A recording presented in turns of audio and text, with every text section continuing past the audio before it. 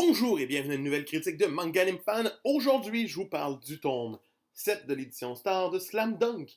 Donc, on reprend où on était, donc en phase presque finale des sélections de l'interlycée. Donc, c'est le temps pour notre équipe de Shoku d'affronter une des bonnes équipes du tournoi, donc celle qui a fini deuxième l'année passée du département, du dernier tournoi, l'équipe de Shoyo. Donc, on se met en bouche rapidement. Premier chapitre pour nous présenter Shoyo, deuxième chapitre pour commencer le match. C'est bam de même. Ce qui m'a déplu dans le match, c'est que j'ai pas tant d'investissement pour l'autre équipe parce que ce que l'auteur fait, c'est utiliser la méthode du je vais montrer tranquillement pas vite qui est l'équipe au fil du tome. Ce qui est pas pire. Le tome est très gros, c'est l'équivalent d'un deux tomes collés ensemble.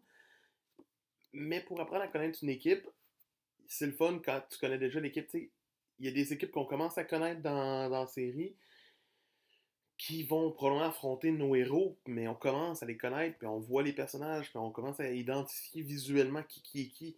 Là, dans ce match-là, on avait deux personnes très importantes, leur entraîneur, qui est joueur aussi, ainsi que leur gars à lunettes. Euh, je pourrais pas vous redire son nom, mais c'était le gars à lunettes. C'était l'autre important du tome, parce que c'est lui qui fait le plus de schnout envers tout le monde. Éventuellement, il y en a un qui commence à faire comme mal joué Mitsui. T'es comme, ouais, je sais pas plus ton nom, je m'en fous un peu de toi, t'es un peu un nobody. Euh, mais pour ce qui est de notre équipe, de Shoku, c'est là qu'on a un tome vraiment comme le fun. On se dit, oh, là, Rukawa va encore faire tous les points, Geki, puis non, le partage est fait. On commence à voir un peu les forces de tout le monde au fil du tome. On a des scènes très spectaculaires quand même. Puis le tome est enfin très focusé sur Sakuragi qui devient un as du rebond. Et ça, c'était vraiment pas. Je l'ai pas vu venir qu'il allait devenir le meilleur joueur au rebond du match. Puis qu'il allait faire genre rebond, puis pogner les ballons. Il va même faire un beau slam dunk à la fin, même s'il compte pas, puis qu'il finit par se faire expulser du jeu. Mais il s'est fait expulser de la game après pas mal toutes les pages du tome, puis le match finit, puis ils ont gagné quand même. Euh, Il y a ça aussi qui m'ennuyait un peu. J'avais pas l'impression qu'il allait perdre en partant. J'avais l'impression qu'il allait être des underdogs qui allaient se revenir et gagner, et ça a été le cas. Donc, ça m'a déçu. Mais le match reste palpitant. Les dessins sont toujours magnifiques.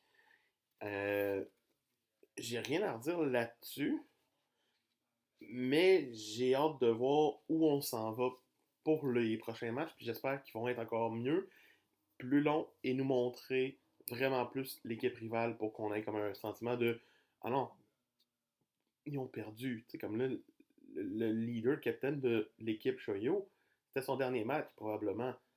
Mais on l'a tellement pas vu que je m'en fous qu'il ait perdu, moi là. C'était sûr qu'il était pas fou.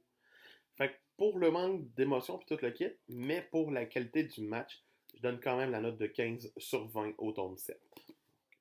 C'était Manga Fan qui vous dit hey, on n'oublie pas de s'abonner, de regarder les vidéos les plus récentes, puis de commenter euh, quel était votre match, votre moment favori de ce combat-là, de ce match de basket-là. Donc, juste à me répondre dans les commentaires. Sinon, moi, je vous dis à demain.